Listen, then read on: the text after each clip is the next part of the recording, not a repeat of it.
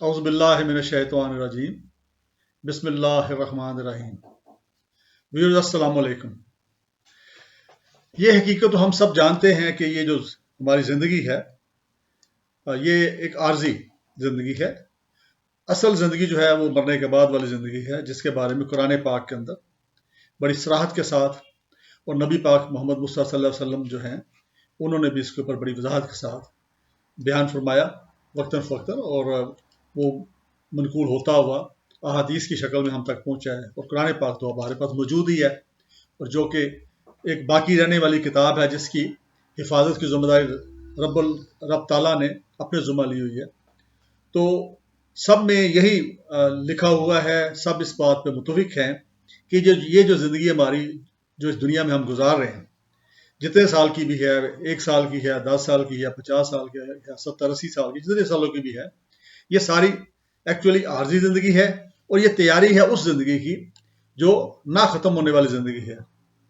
اب آپ دیکھیے کہ ہمارے ہاں مختلف جو اسکالرز ہیں اپنے اپنے مذہب کے انداز سے، اپنے اپنے مذہب کے حساب سے، جو ان کی مذہب کی آپ کہہ لیں ٹیچنگز ہیں، اس کے حساب سے وہ بات کرتے ہیں نجات کی، سالویشن کی، یا اس دنیا کی کامیابی کی۔ اور اس دنیا کی کامیابی کا مطلب یہ ہے کہ یہاں کے اگر کامیاب ہو گئے تو پھر ہم آخری زندگی جو ہے وہاں پہ اگر کامیاب ہوں، یعنی ایسی کامیابی جو اس دنیا کی ہے۔ اس میں دیکھیں 2 طرح کی کامیابی ہے نا، ایک تو ہے دنیاوی کامیابی۔ دنیاوی کامیابی کیا ہے کہ جس کے اندر عام طور پہ یہ دیکھنے میں آتا ہے کہ بھی آپ کی صحت اچھی رہے، اس کے بعد پھر آپ کے جو مالی حالات ہیں وہ اچھے ہوں، تاکہ آپ آسانی کے ساتھ اپنی زندگی گزار سکے، اور آپ کو یہ پریشانی نہ ہو کہ اخراجات کو کیسے پورا کرنا ہے، کیسے آپ نے جو اپنے معاملات ہیں اپنے بیوی بچوں کے، ان کو کیسے دیکھنا ہے۔ تو یہ تو ہے دنیاوی طور پہ آپ نے زندہ رہنا، تو ظاہر بات ہے کہ اور ایسے مالی وسائل پیدا کرنا بھی کوئی مشکل بات نہیں ہے اور بری بات بھی نہیں ہے، وہ کرنے چاہیے، اس میں اجازت بھی ہے، اللہ تعالیٰ کی طرف اجازت ہے قرآن اور حدیث کی روشنی میں کہ جائز رائے سے آپ اپنی آمدن بڑھا سکتے ہیں، اور اس میں پھر یہ کہ اللہ کی راہ میں اس کو خرچ کریں زکوٰۃ کی شکل میں، صدقات کی شکل میں، اور لیکن وہ کمائی حرام نہیں ہونی چاہیے، حلال ہونی چاہیے، حلال ذرائع سے ہونی چاہیے۔ کتنا کمایا ہے اس کے اوپر کوئی آپ کیا لکھا قدغن نہیں ہے، پابندی نہیں ہے، آپ جتنا چاہے کما لیں، ٹھیک ہے نا، جتنا آپ کمانا چاہتے ہیں اپنے اوپر بھی خرچ کریں، اپنے عزیز و اقارب پہ بھی خرچ کریں۔ اس کے بعد آپ اپنے عزیز جو اور لوگ ہیں جو کہ آپ کے ارد گرد ہیں، جو ڈیزرونگ لوگ ہیں، ان کے اوپر خرچ کریں، تعلیم کے اوپر خرچ کریں، صدقات دیں، صدقات جاریہ کے اوپر خرچ کریں، تو اس کی اجازت ہے اس کے اندر۔ اب مین فوکس جو ہوتا ہے وہ یہی ہوتا ہے کہ بھی کیونکہ اس میں میجورٹی جو ہمارے مذاہب ہیں، چاہے وہ کرسچینٹی ہو، چاہے وہ جیوش ہو، چاہے وہ ہندو مت ہو، میجورٹی جو ہمارے مذاہب اس بات پہ متفق ہیں کہ ایک بعد میں آنے والی زندگی بھی ہے، اور اس میں اگر کامیابی ہے تو پھر اصل میں کامیابی ہے۔ تو ہمارے دین اسلام کے اندر تو اس کے اوپر بڑی وضاحت سے ساتھ اور بڑی سرٹینٹی کے ساتھ اور بڑے یقین اور بلیف کے ساتھ اور جو ہے یہ بیان کیا گیا ہے کہ اصل زندگی جو ہے وہ ہماری وہ ہے جو ہماری مرنے کے بعد شروع ہوگی، اور جو ہم مرنے سے پہلے اس دنیا کے اندر جو کریں گے اس کا صلہ جو ہے وہ ہمیں اس زندگی میں ملے گا۔ اگر ہم یہاں پہ اچھی زندگی بسر کی ہے، نیک زندگی بسر کی ہے، لوگوں کے ساتھ زیادتیاں نہیں کی ہیں اور اپنے ساتھ بھی زیادتی نہیں کی ہے، تو دیکھیں اگر ہم یہاں پہ کسی پہ ظلم کرتے تو اپنے ساتھ بھی زیادتی کریں، کیونکہ ظاہر بات ہے کہ اس کی سزا میں اس زندگی میں ملنی ہے جو کبھی ختم نہیں ہونی ہے، یہ تو عارضی ہے۔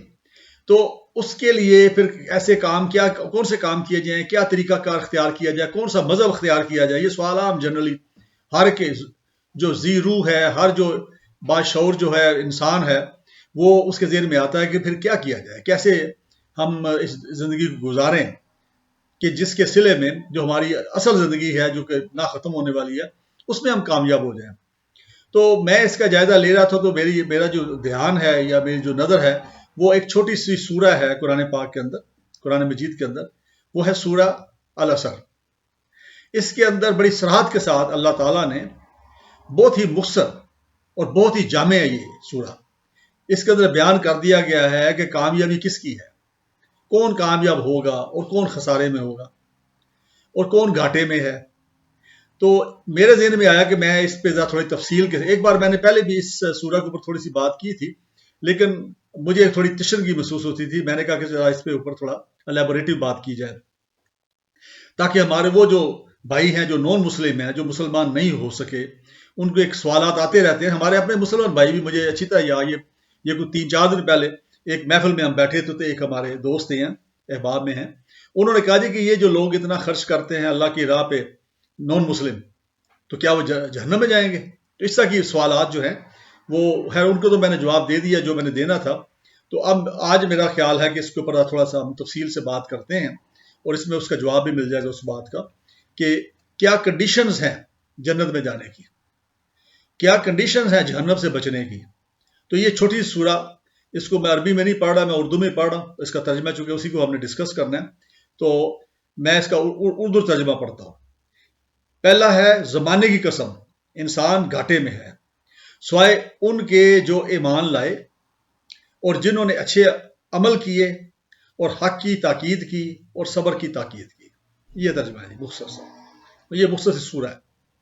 اب اس کو ہم دیکھتے ہیں کہ پہلا تو کہا گیا کہ زمانے کی قسم، یعنی بائی ٹائم قسم کھائی ہے زمانے کی. کیا کہ انسان گھاٹے میں ہے، انسان گھاٹے میں ہے، انسان جو ہے وہ ناکام ہے، انسان جو ہے وہ ناکام ہے. کامیابی جو ہے، اچھا اس سے مراد کیا، ناکام سے مراد کیا؟ اس سے مراد یہ ہے کہ وہ جو زندگی، جو حقیقی زندگی ہے، جو مرنے کے بعد والی ہوگی، ہو سکتا ہے اس دنیا میں وہ کامیاب ہو، مال و زر، سٹیٹس، حیثیت، یہ ہو سکتا ہے اس کی بہت زیادہ ہو، لیکن وہ گھاٹے کا سودا ہے کہ اگر آپ کی جو پرماننٹ زندگی ہے یا مشکل زندگی ہے جس میں موت کبھی نہیں آنی، مرنے کے بعد والی جو زندگی ہے، اگر وہاں پہ وہ کامیاب نہ ہوا تو پھر گھاٹے کا سودا ہی ہے نا. تو کیا ہے، انسان گھاٹے میں ہے، یہ ان کے بارے میں کہا گیا.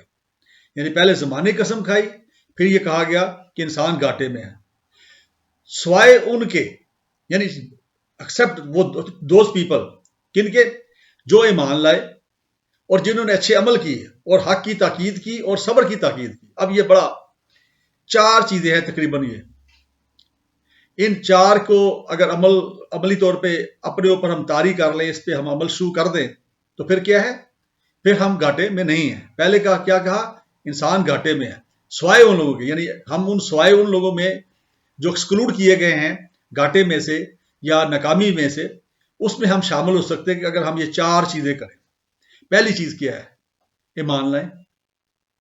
اب ایمان جب لانے کی بات ہم کرتے ہیں تو اس کا مطلب کیا ہے؟ اس کا مطلب ہے کہ اللہ تعالیٰ کی وحدانیت کے اوپر ایمان لانا، حضرت محمد مصطفیٰ صلی اللہ علیہ وسلم کی آپ کہہ لیں کہ نبوت کے اوپر ایمان لانا، ان کو اپنا پیغمبر ماننا، اللہ کا نبی ماننا اور ان کے اوپر ایمان لانا. اور پھر اس میں ایڈ کر دیتا ہوں فائنلٹی آف پروفٹ ہوڈ، یعنی جو ان کی پیغمبری ہے یا نبوت ہے، وہ اس آخری نبی کا درجے کی حد تک ان پہ ایمان لانا کہ اللہ کے نبی ہیں ایک تو، دوسرا وہ آخری نبی ہیں، یہ ایمان لانا. پھر اس کے بعد اللہ کی کتابوں پہ ایمان لانا ہے، یعنی قرآن پہ. جب ظاہر بات ہے کہ جب ہم اللہ پہ ایمان لائیں تو اللہ کی کتاب جو ہے، ہمارا بلیف اور فیتھ ہونا چاہیے کہ اللہ کی کتاب ہے وہ، جو کہ ہے بھی، اس میں کوئی شک بھی نہیں ہے. پھر جو رسول پہلے آئے ہیں جن کا ذکر کچھ کا قرآن پاک کے اندر بھی ہے اور نبی آئے ہیں، ان پہ بھی ہم ایمان لاتے ہیں کیونکہ ظاہر وہ اپنے اپنے زمانے کے اللہ کے سچے نبی تھے اور سچے رسول تھے.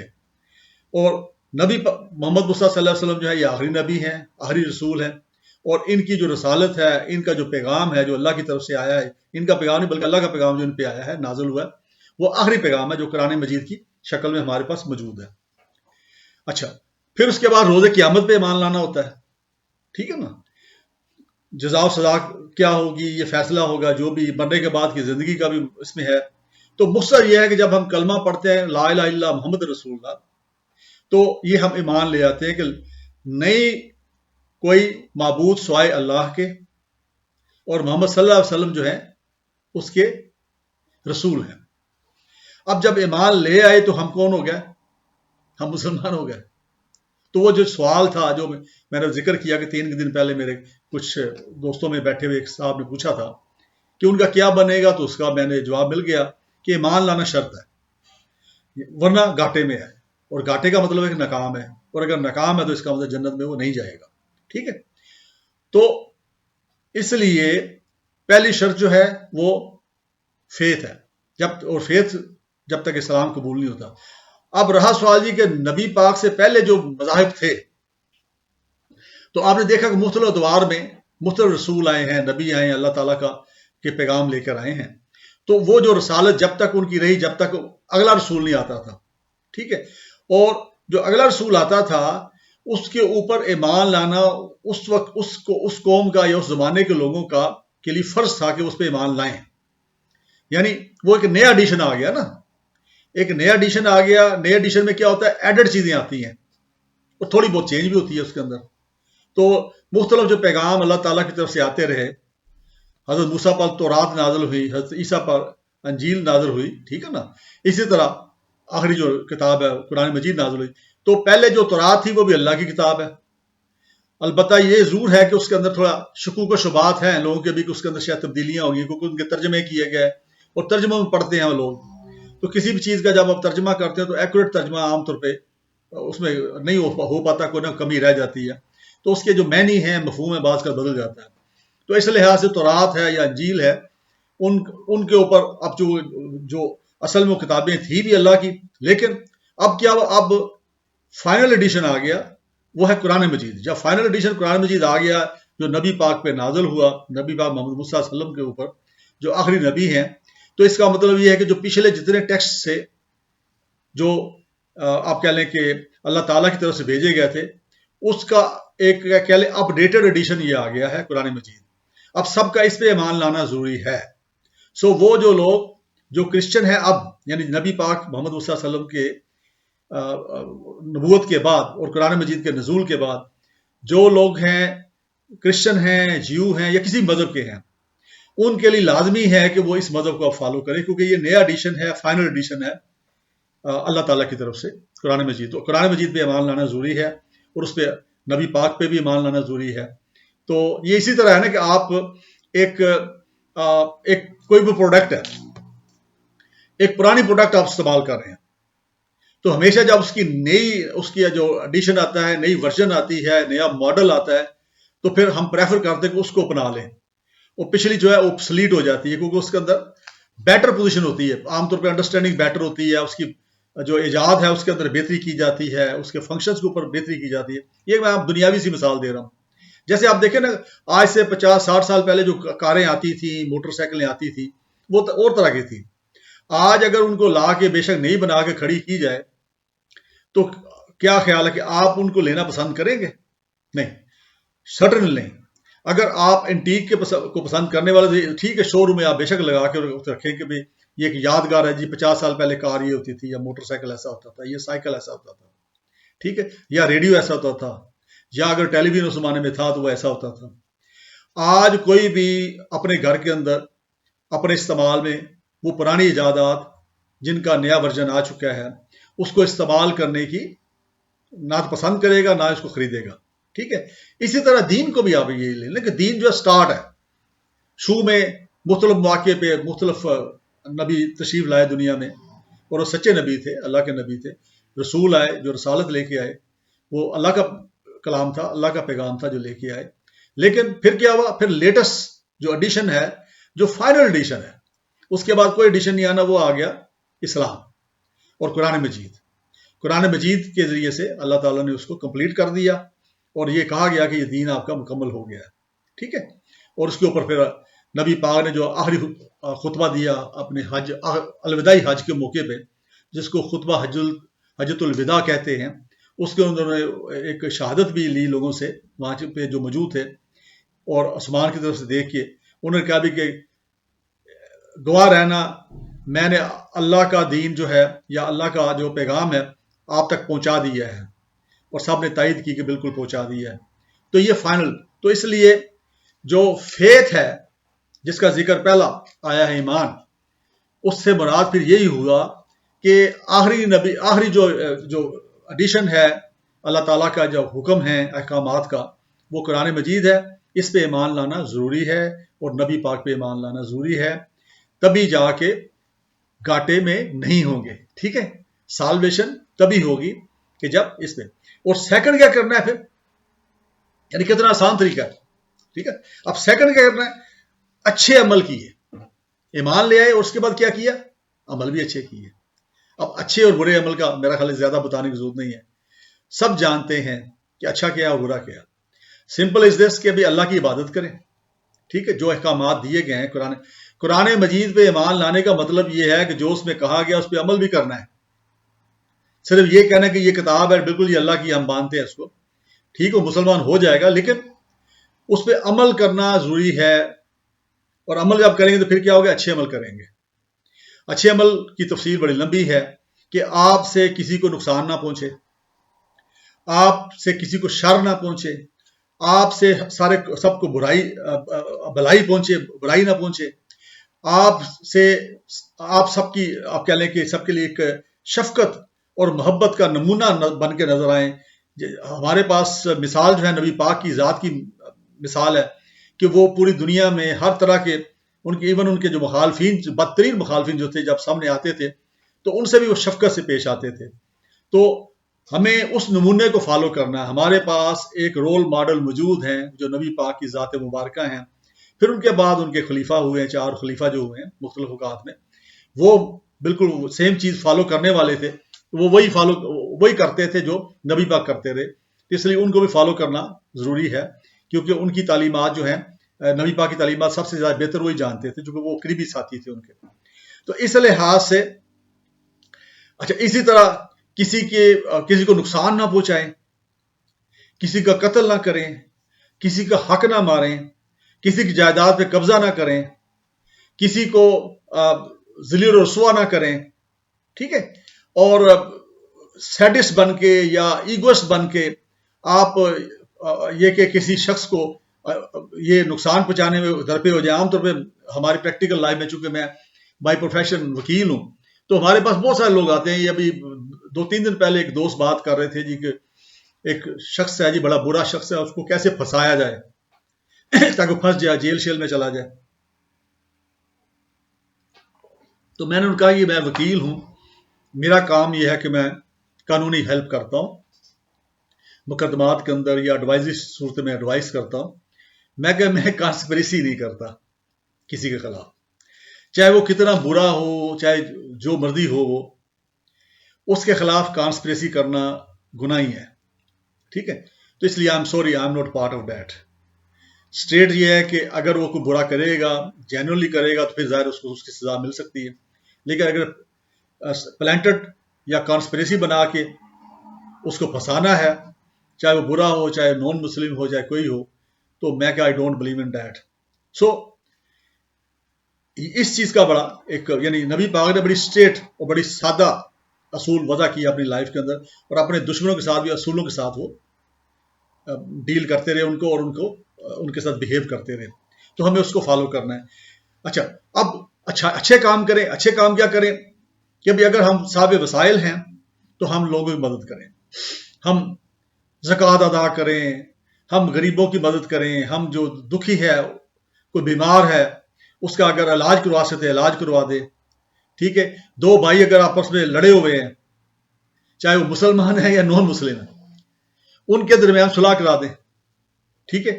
اگر ان کے درمیان ہم آپ کہہ لیں کہ عدم مطابقت کریں گے یا ان کے درمیان ہم فساد کروائیں گے، تو پھر وہ کیا ہوگا؟ برے عمل ہوں گے. اچھا عمل کیا ہے کہ ہم ان میں صلح کرا دیں، ان کی غلط فہمیاں دور کر دیں. اسی طرح کوئی یتیم ہیں ان کی مدد کریں، بیوائیں ہیں، یا اور جو ہمارے مختلف طبقات کے اندر اپنے مختلف لوگ ہیں جو کہ پسے ہوئے لوگ ہیں، پریشان حال ہیں، کچھ نہیں کر سکتے. سب سے کمزور اچھا عمل یہ ہے کہ آپ ایک اس کے لیے نیکی کا ارادہ کریں، اور اس حد تک جائیں جس حد تک آپ جا سکتے ہیں، اور پھر اس سے محبت سے پیش آئیں، ٹھیک ہے نا. اور محبت میں سب سے کمزور یا سب سے آخری یہ ہے کہ اس کے ساتھ آپ مسکرا کے بات کریں، اس کے ساتھ محبت کا اظہار کے ہاتھ ملائیں، ٹھیک ہے، مسکرا کے بات کریں، اور دلچسپی کے ساتھ اس کی بات سنیں، اس کا دکھ سنیں، کیونکہ دکھ سنانے میں بعض کا تو اس کا دکھ ہلکا ہوتا ہے، اور اس کو آگے بیان نہ کریں، چغلی نہ کریں، بخیلی نہ کریں. تو یہ سارے وہ اعمال ہیں جو اچھے اعمال ہیں جو قرآن پاک کے اندر، ان شارٹ یہ قرآن پاک کے اندر جو بیان کیا گیا ہے کرنے کا، اور نبی پاک کی زندگی سے یعنی سننا اور احادیث کے اندر جو بیان ہوا ہے اس کے مطابق ہم اپنی زندگی گزاریں، تو یہ کیا ہوگا؟ یہ اچھے عمل کیے ہوں گے. تو سیکنڈ کنڈیشن یہ ہے سورہ العصر کے مطابق کامیابی کے لیے. تیسری ہے حق کی تاکید. حق کی تاکید سے مراد یہ ہے کہ جو آپ کہہ لیں ایمفیسائز کریں ہم ٹروتھ کے اوپر، سچائی کے اوپر، یعنی جھوٹ نہ بولیں. اس سے سیدھا سیدھا اس کا مطلب یہ نکلتا ہے کہ جھوٹ جو ہے اس سے بچیں، جھوٹ نہ بولیں اور سچائی کا ساتھ دیں، سچائی قائم کریں، اپنے آپ کو ایک سچا انسان بنائیں، سچا مسلمان بنائیں، کسی بھی صورت میں جھوٹ بولنے سے اعتراض کریں، یہاں تک کہ لوگ جو ہیں وہ ہمارے اوپر اعتماد کریں کہ یہ شخص جو ہے یہ کبھی جھوٹ نہیں بولتا یا یہ جھوٹا نہیں ہے. اور آپ نے دیکھا کہ نبی پاک کی احادیث کو اگر اٹھا لیں تو اس میں کئی واقعات ملتے ہیں جس کے اوپر نبی پاک نے ہمیشہ ایمفسائز کیا کہ جھوٹ نہیں بولنا، جھوٹ سے اوائڈ کریں، چونکہ جھوٹ جو ہے کئی برائیوں کی جڑ ہے. جھوٹ جو ہے وہ دنگا فساد کرواتا ہے، جھوٹ جو ہے کسی کے جو کردار ہے اس کے اوپر آپ کہہ لیں کہ ایک نقش چھوڑتا ہے جس کی وجہ سے اس کا کردار خراب ہو جاتا ہے. تو جھوٹ سے اوائڈ کریں اور سچائی کی تلقین کریں، یعنی تمام جو ہمارے ارد گرد ہے. اب یہاں تلقین سے مراد کیا ہے؟ اب دیکھیے کہ یہاں پہ ہمیں ہدایت ایک طرح سے کی گئی ہے کہ ہم پریچ بھی کریں. یہ پریچ ہے نا. پریچ کیا کرنی ہے کہ سچائی کو ہم نے بانٹنا ہے. لوگوں کو ارد گرد ہمارے جو حلقہ احباب ہے، ہمارے جو دوست ہیں، ہمارے جو کولیگز ہیں، اگر وہ ہماری بات سننے کے موڈ میں ہوں اور کمفرٹیبلی ہم ان کو کہہ سکیں تو ہم ان کو تلقین کریں کہ جی وہ سچائی کا ساتھ دیں، سچ بولیں، سچائی کا ساتھ دیں. اب سچائی کی اگر اس کو ڈیفائن کرنے لگے تو بہت بڑا سبجیکٹ ہے. یعنی اگر کسی پہ مقدمہ قائم ہے اور آپ اس میں گواہ ہیں تو آپ سچی گواہی دیں، جھوٹے گواہ نہ بنیں. ٹھیک ہے. اگر آپ منصف ہیں، آپ جج ہیں، آپ انکوائری آفیسر ہیں، آپ کو کوئی اللہ تعالیٰ نے اس طرح مرتبہ دیا ہے یا پھر چند ایک بھائیوں نے مل کے آپ کو منصف بنا دیا، آربیٹریٹر بنا دیا، تو آپ کیا کریں؟ آپ پھر سچائی کا ساتھ دیں اور جو فیصلہ کریں وہ سچائی کی بیس پہ ہو. اور آپ کو یہ میں بتا دوں کہ وہ لوگ جو منصف ہوتے ہیں، علماء کرام اس پہ متفق ہیں کہ جب قیامت ہوگی اور اللہ کا عرش ہوگا تو عرش کے نیچے جو انبیاء کرام ہوں گے اور ان کے ساتھ اور کون ہوں گے؟ منصف، جو انصاف کرتے رہے. تو سچائی کی تحقیق سے مراد یہ ہے کہ انصاف کی تحقیق، چونکہ انصاف کیا ہے؟ سچائی ہے. جو سچائی پہ ہے اس کے ساتھ انصاف کیا جائے. اگر کسی کے ساتھ ظلم ہوا ہے، کسی کے ساتھ زیادتی ہوئی ہے اور آپ کے پاس یہ اختیار ہے کسی بھی وجہ سے، سرکاری وجہ سے یا ادروائز لوگوں کے نے آپ کو اگر پنچ بنا دیا ہے، ایک چودھری بنا دیا ہے گاؤں کا، ایک آپ کہہ لیں پنچایت کا اپنا سربراہ بنا دیا ہے، تو آپ سچائی کا ساتھ دیں اور انصاف کریں. اور اس کے بعد آ جی چوتھی چیز، صبر کی تاکید، پیشنس، ایمفیسائز آف پیشنس. آپ صبر کی تلقین کریں. اب ظاہر بات جب ہم کسی چیز کی تلقین کر رہے ہیں تو ہم اس پہ عمل خود بھی تو کر رہے ہیں نا. اس طرح جیسے میں نے بتایا کہ سچائی کی اگر ہم تلقین کر رہے ہیں یا تاکید کر رہے ہیں تو پہلے تو ہم خود اس پہ قائم ہیں نا، ورنہ ہمارے وہ کہنے سے وہ نہیں کرے گا، وہ کہے گا یہ تو خود جھوٹا آدمی ہے، جھوٹ بولتا رہتا ہے. اسی طرح اگر ہم خود صبر کرتے ہیں ایکسکیوز می، تو دوسروں کو پھر صبر کی تلقین کریں. اب صبر جو ہے ایک ایسی چیز ہے، ایک ایسی نعمت اللہ تعالیٰ کی جس سے بہت سارے جو بڑے مسائل ہوتے ہوتے رہ جاتے ہیں اور مسائل جو ہیں ان سے بندہ بچ جاتا ہے. مثال کے طور پر اگر ہم غصے میں آ گئے کسی وجہ سے، کسی محفل میں کوئی بات بری لگ گئی ہے، تو ایسی صورت میں اگر ہم صبر کریں گے، صبر کا دامن جو ہے وہ ہاتھ سے نہیں جانے دیں گے، تو ایسی صورت میں ہم اس طرح کا جو کنفلکٹ اس وقت ہونا تھا اور جس کے نتیجے میں ہمیں بھی نقصان ہو سکتا تھا، اس شخص کو بھی نقصان ہو سکتا تھا جس نے کوئی غلطی کی ہے یا کوئی ایسی بات کی ہے یا ایسی حرکت کی ہے جس سے کہ آپ کو دکھ ہوا ہے اور آپ کو غصہ آیا. تو آپ غصہ، میرا اس کے علاوہ ایک اور آپ کہہ لیں کہ ویڈیو ہے جس کے اوپر میں نے غصے پہ قابو پانے کے مختلف طریقے بیان کیے اور وہ یوٹیوب پہ اویلیبل ہے. اگر آپ وہ چینل میں میرے پہ چلے جائیں آپ یوٹیوب پہ تو وہاں پہ آپ کو وہ ایک لیکچر بھی مل جائے گا، اس کے اوپر آپ تفصیل سے بات کر سکتے ہیں. تو غصہ جو ہے بہت ساری چیزوں کی، بہت ساری برائیوں کی جڑ ہے. جتنے جرائم ہیں دنیا کے اندر 90% وہ غصے میں ہوتے ہیں. آپ دیکھ لیجئے، یہ لڑائی ہوتی ہے غصے میں ہوتی ہے، قتل ہوتا ہے غصے میں ہوتا ہے. تو ہمیشہ اب چند ایک ہیں جو کہ غصے کی حالت میں نہیں بلکہ پلاننگ کر کے ہم کسی کا مال ہڑپ کر گئے ہیں، ہم کسی کے ساتھ کوئی اور زیادتی کر گئے ہیں، تو وہ غصے میں نہیں ہوتا، وہ ایک پلاننگ کے ساتھ ہوتا ہے. لیکن جنرلی آپ کہہ لیں آلموسٹ 90% جو ہیں وہ جرائم جو ہیں یا گناہ جو ہیں وہ غصے کی حالت میں ہوتے ہیں. کہ ہم کہتے ہیں بدلہ لینا جی، ہم غصے میں آ گئے. تو اس وقت کیا ہے اگر ہم تھوڑا یہ صبر کر جائیں. اب دیکھیں نا کفار جو ہیں ہمارے سامنے مثال پھر نبی پاک کی، کیونکہ ہمارے پاس رول ماڈل ہے، ان سے بہتر کوئی رول ماڈل ہو نہیں سکتا. کہ آپ دیکھیں کہ آپ نبی پاک صلی اللہ علیہ وسلم جو ہیں ان کا ایک واقعہ بڑا مشہور ہے جو کہ تمام علماء کرام بیان کرتے رہتے ہیں کہ ایک خاتون تھی، بوڑھی عورت تھی، جو نبی پاک جب گلی سے گزرتے تھے تو اوپر سے کوڑا پھینکتی تھی ان کے اوپر. ٹھیک ہے، اب ان پہ کوڑا یا غلاظت پھینک دی ہے تو آپ اندازہ کر سکتے ہیں اگر ہمارے پہ کوئی پھینکے تو ہم کیا کریں گے. لیکن نبی پاک جو تھے غصہ نہیں کرتے تھے، صبر. ٹھیک ہے، رحمت اللہ عالمین، تمام عالموں کے لیے رحمت بن کے آئے. ٹھیک ہے نا، تو ہم تو ان کے پیروکار ہیں. اچھا، اب کچھ دن گزر گیا تو کوڑا نہیں پھینکا گیا. جب وہاں سے گزرتے تو کوڑا نہ پھینکا گیا. انہوں نے کہا یہ کیا ہوا؟ تو پتہ کرایا تو وہ جو خاتون تھی، بڑھیا تھی، پتہ چلا جو بیمار ہے. تو نبی پاک جو ہیں اس کی خبر گیری کے لیے چلے گئے اور وہ بڑی شرمندہ. ٹھیک ہے، اور اسی پہ وہ ایمان لے آئی. اسی طرح آپ دیکھ لیں کہ نبی پاک، ایون آپ کہہ لیں کہ حضرت علی سے ایک واقعہ منسوب ہے کہ غزوہ خندق تھا غالباً، جس میں ایک جو کافر تھا، بڑا تگڑا کافر تھا، وہ خندق پھلانگ کے آ گیا. ٹھیک ہے، اور ادھر سے حضرت علی جو تھے وہ مقابلے میں آئے. تو جب وہ ان کا مقابلہ شروع ہوا تو ایک سٹیج پہ آ کے حضرت علی نے اس کو نیچا گرا لیا. اب قریب تھا کہ ایک تلوار کے وار سے اس کا کلا کما کرتے، اس کی زندگی ختم کر دیتے. تو اس نے نیچے سے لیٹے لیٹے حضرت علی کرم اللہ وجہ کی طرف ایک تھوک پھینک دی جو ان پہ لگ گئی. آپ نے ایک لمحے کے لیے سوچا اور اس کو چھوڑ کے ایک سائڈ پہ کھڑے ہو گئے. اب اسی سلام وہ بھی کھڑا ہو گیا ظاہر ہے، لیکن وہ بڑا حیران تھا اور پریشان تھا. اس نے کہا کہ آپ تو بالکل قریب تھے کہ مجھے مار دیتے، میں گر گیا تھا، آپ نے مجھے نیچے لے لیا تھا اور آپ ایک بار سے مجھے ختم کر سکتے تھے، لیکن آپ نے چھوڑ دیا. حضرت علی نے کہا کہ میں نے تو جہاد کر رہا تھا اللہ کے لیے، میری تمہارے ساتھ ذاتی دشمنی نہیں ہے، میں تو اللہ کے لیے تم سے لڑ رہا تھا.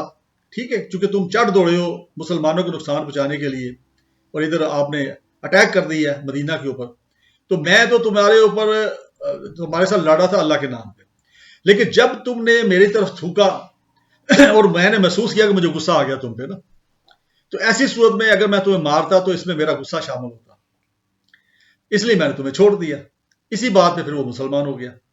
تو مقصد کہنے کا یہ ہے کہ آپ دیکھیں کہ غصے کو کیسے وہ قابو کرتے تھے اس زمانے میں. حالانکہ اس زمانے میں کوئی سائنس نہیں تھی، کوئی سائیکالوجسٹ نہیں تھے ہمارے پاس، کوئی ایسی کتابیں نہیں تھی، کوئی ایسے گرو نہیں تھے جو ہمارے موٹیویشن سپیکرز ہوتے ہیں جو بیان کرتے ہیں غصے کو کیسے کنٹرول میں کرنا ہے. یہ تربیت تھی نبی پاک کی، نبی پاک کی تربیت تھی. اور نبی پاک نے ایک ٹیم تیار کی جس کے اندر وہ ساری خوبیاں ہمیں نظر آتی ہیں، جن کا ہم مزے لے کے ذکر کرتے ہیں ابھی بھی، اور ہمیں مزہ آتا ہے ذکر کرتے ہوئے. اسی طرح ہم عام زندگی میں بھی آ جائیں نا، تو آپ اگر جیل میں چلے جائیں اور جیل میں جانے کے اتفاق آپ کو ہو، کہیں کسی کو ملنے جانا ہے، یا بعض کا کئی لوگ ایسے ہیں جن کا پروفیشن ایسا ہے، کچھ جو جیلوں میں جا کے صحافی بھائی ہیں ہمارے، یا پھر وکلا ہیں، یا کوئی اور لوگ ہیں جن کا ان سے واسطہ پڑتا ہے، تو ان کی اگر آپ ان کی دیکھیں کہ وہ مقدمہ کیا تھا، کیسے بنا، کن حالات میں وہ جیل میں پہنچے، تو اس میں آپ کو آلموسٹ 80-90% وہی غصہ ہی نظر آئے گا آپ کو کہ غصے کا اس کے اندر دخل تھا. اب جو دو فیملیوں میں علیحدگی ہوتی ہے، یعنی طلاق ہوتی ہے خاوند بیوی کے درمیان، وہ بھی عام طور پر غصے کی حالت میں، زیادہ تر طلاقیں جو غصے کی حالت میں ہوتی ہیں، پیار محبت سے نہیں ہوتی. سوچ بچار کرنے کے بعد طلاق وہ بہت کم ہوتا ہے کہ جب وہ دونوں جو سپوز جو ہیں، دونوں ہسبینڈ اور وائف جو ہیں، وہ یہ سوچتے ہیں کہ یار ہم اکٹھے نہیں رہ سکتے، ہماری عادتیں نہیں ملتی، یا ہماری کوئی ایسے مسائل ہیں جو حل نہیں ہو سکتے. لیکن عام طور پہ یعنی طلاقوں میں میں سمجھتا ہوں کہ مور دین 80% غصہ اس کی وجہ ہوتی ہے کہ غصے میں آئے، برداشت نہیں ہوا. اسی طرح آپ دیکھیے کہ سگے بھائیوں میں، ماں باپ کے درمیان بعض کا کوئی ایسے واقعات ہو جاتے ہیں جو ہونے نہیں چاہیے، وہ سب سارے غصے کو. اب اگر آپ چند لمحے کے لیے غصے کو قابو کر کے دیکھیں، یعنی آپ کو غصہ آیا کسی چیز پہ اور آپ نے اس کو برداشت کر لیا اور میں نے اس کے وہ طریقے بتائے کیسے برداشت کرنا ہے، یعنی پانی پیے یا اس طرح کے مختلف ہیں، وہ اس ویڈیو کو دیکھ لیجیے کہ ورنہ یہ بات لمبی ہو جائے گی اور آپ کے پاس بھی ٹائم تھوڑا ہی ہوتا ہے. تو اس لحاظ سے آپ دیکھیے کہ آپ نے اگر اس کو کنٹرول کر لیا فور دی ٹائمنگ، تو غصہ ٹھیک 1 منٹ کے بعد انسان جو ہے اس کے سینسز واپس آنے شروع ہو جاتے ہیں. غصے کی حالت میں سینسز جو ہے ہمارے وہ ایگرویٹ کر جاتی ہے ہمارا نا، وہ جو ایلیمنٹ ہے جو تعصب والا ہے یا غصے والا ہے، جس کی وجہ سے ہم ریونج فل ہو جاتے ہیں، وہ اگر 1 منٹ اگر رک جائیں تو 1 منٹ کے بعد آپ دیکھیے کہ آپ تھوڑا سا نارمل ہونا شروع ہو جاتے ہیں، اور 5 منٹ بعد آپ دیکھیے کہ آپ خود ہی محسوس کر رہے ہوتے ہیں کہ یار یہ میں نے غلط کیا، یا اگر نہیں کیا تو پھر آپ سوچتے ہیں یہ اچھا ہی ہوا، یہ میں نے یہ ایسا نہیں کیا. اور یہ میری اپنی ذاتی زندگی میں میں نے کئی بار ٹیسٹ کیا اس کو، اور کئی بار ایسے واقعات ہوئے کہ جب کوئی غصہ آیا تو غصے کو میں نے کنٹرول کر لیا، تو بعد میں نے محسوس کیا کہ یہ اچھا کیا، میں نے غصہ نہیں کیا. تو صبر نقصان پہ صبر، دنیاوی نقصان جتنے بھی ہیں یہ دنیاوی نقصان ہے، آخری زندگی کا نقصان نہیں ہونا چاہیے جس کا ہمیں صلہ ملا، جو ختم نہیں ہونی. ایسی زندگی جو ناقابل اختتام ہے، ٹھیک ہے، پرپیچول لائف، امورٹل لائف، مرنے کے بعد کی زندگی. اب اگر اس کا نقصان ہو گیا ہے اور وہ پھر اگر اللہ نہ کرے ہم جہنم میں چلے گئے تو کیا حالات ہوں گے ہمارے. تو اس لیے اگر دنیاوی کو نقصان ہو گیا اس پہ صبر کریں. اللہ کا مال اگر مالی نقصان ہوا، اللہ کا مال اللہ اور دے دے گا، ٹھیک ہے نا. یا اللہ کو جو بہتر ہوا، اگر نقصان ہو تو اللہ کا بہتری ہے، اس میں شاید میرے پاس وہ مال ہوتا تو میں کوئی برا انسان بن جاتا اس مال کی وجہ سے، یا وہ مال مجھے ادروائز کوئی نقصان پہنچا دیتا، ٹھیک ہے نا. اسی طرح اگر کوئی آپ کہہ لیں کہ اور کوئی دنیاوی کو عہدہ ختم ہو گیا آپ کا، سم ٹائم ہوتا ہے نا نوکری سے نکل گیا شخص کوئی، تو اس پہ صبر کر لینا. کسی نے کوئی ہمسائے نے زیادتی کر لی ہے، رشتہ دار نے زیادتی کر لی ہے، بہن بھائیوں میں سے کسی نے کر لی ہے، اس پہ صبر کرنا. الٹیمیٹلی میں نے دیکھا کہ عام طور پہ میں آپ کو بتا دوں کہ جو زیادتی کرنے والا ہوتا ہے، جب اس کے مقابلے میں جس کے ساتھ زیادتی ہوئی وہ صبر کا مظاہرہ کرتا ہے، تو عام طور پہ زیادتی کرنے والا بعد میں پچھتاتا ہے. عام طور پہ کچھ لوگ ہوتے ہیں جو شیم پروف ہوتے ہیں، بہرحال ان پہ اثر نہیں ہوتا، اور بلکہ خوش ہو رہے ہوتے ہیں کہ بھی ٹھیک ہے دبا لیا نا. لیکن وہ بہت تھوڑے ہوتے ہیں، کیونکہ ضمیر سب کے اندر ہے، اللہ تعالیٰ نے ہر ایک اندر ضمیر ڈالا ہے. کچھ لوگوں نے دبا کے اس ضمیر کو بالکل ختم کر دیا، ڈیڈ کر دیا، اور کچھ جو ہیں ان کے اندر وہ ضمیر جو ہے اندر سے وہ اس کو ہلاتا ہے کہ تم نے غلط کیا. تو اگر آپ صبر کا مظاہرہ کریں گے تو اس پہ اچھا اثر پڑے گا. اور کہتے ہیں ہمیشہ جو صابر ہوتا ہے وہ بہادر ہوتا ہے، ٹھیک ہے. تو یہ چوتھی بات بتائی گئی، چوتھی خصوصیت بتائی گئی یا خوبی بتائی گئی جو کامیاب لوگ ہیں. تو کتنا سمپل ہے کامیاب ہونا، یعنی یہ 4 چیزیں کر لیں، گارنٹی مل گئی. یعنی کیونکہ اللہ تعالیٰ کا کلام ہے، سورہ العصر جو ہے اللہ کی سورہ ہے، قرآن مجید کی سورہ ہے، اس میں اللہ تعالیٰ نے ڈائریکٹ آپ کو ایک رول بتا دیا، اور جو بڑا مختصر ہے، 4 پوائنٹس کا ہے.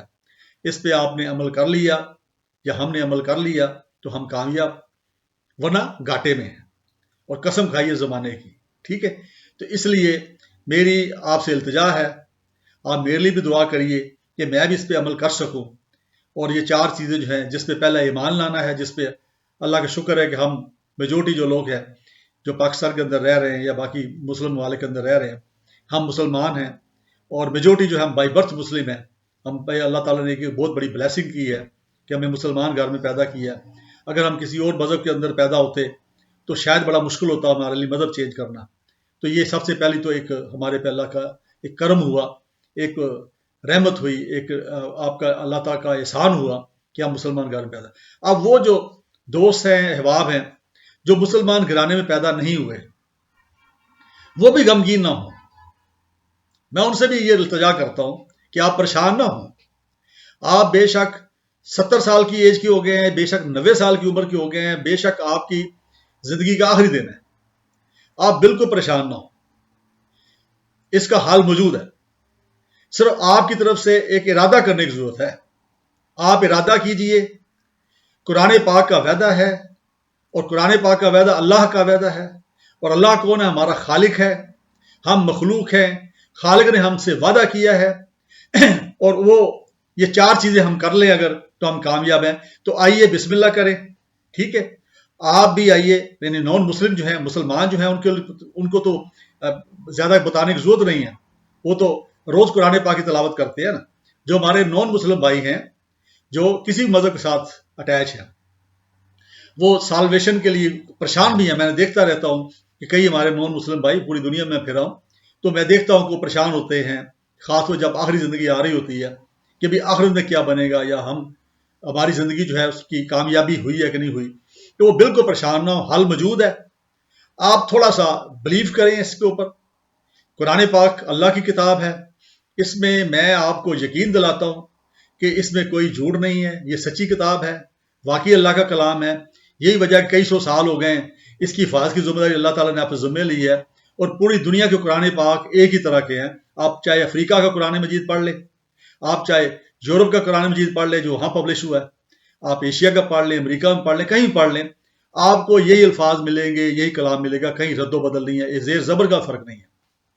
تو اس پہ آپ بلیو کریے، اللہ کی طرف سے یہ اپرچونٹی موجود ہے. آپ ایمان لائیے. ایمان لانے کے بعد میں نے بتا دیا کہ ایمان کی کیا کنڈیشنز ہیں، پہلے بتا چکا ہوں. ایمان لائیے، پھر اس کے بعد آپ کے اچھے عمل کیجئے، جتنی زندگی رہ گئی ہے اس کے اندر اچھے عمل کریے. پھر حق کی تقید کیجئے. بہت سارے لوگ آلریڈی سچے ہوتے ہیں، میں نے دیکھا بائی برتھ سچے ہوتے ہیں. اللہ تعالیٰ نے اندر ایک میکنزم بنایا انسان کے اندر، بلٹ ان ہے کہ انسان عام طور پر سچا ہوتا ہے. یہ تو دنیا میں آ کے ہم ہیرا پھیری شروع کر دیتے ہیں نا. اور پھر اس کے بعد ہم صبر کریں، پیشنس کریں. صبر کیا ہے؟ ہم نے اپنے آپ کو روکنا ہے نا. ٹھیک ہے، غصے سے روکنا ہے، کوئی انتقام لینے سے روکنا ہے، یا کوئی اس کی زیادتی کرنے سے روکنا ہے. تو یہ 4 چیزیں کر لیجئے، گارنٹی دیتا ہوں کہ آپ کامیاب، آپ گھاٹے میں نہیں ہیں. اور جو اگلی زندگی ہے اس میں آپ کامیاب ہوں گے. اور اللہ تعالیٰ نے فضل کیا، اور مجھے پورا یقین ہے کہ وہ ضرور کریں گے کہ آپ جو ہیں وہ جنت الفردوس میں ہوں گے، ہمارے ساتھ ہوں گے. اللہ تعالیٰ ہمیں بھی، میں یہ کہہ گیا ہوں کہ ہمارے ساتھ ہوں گے، کیونکہ مجھے پورا یقین ہے کہ میرے رب، میرا اللہ میرے پہ کرم کریں گے.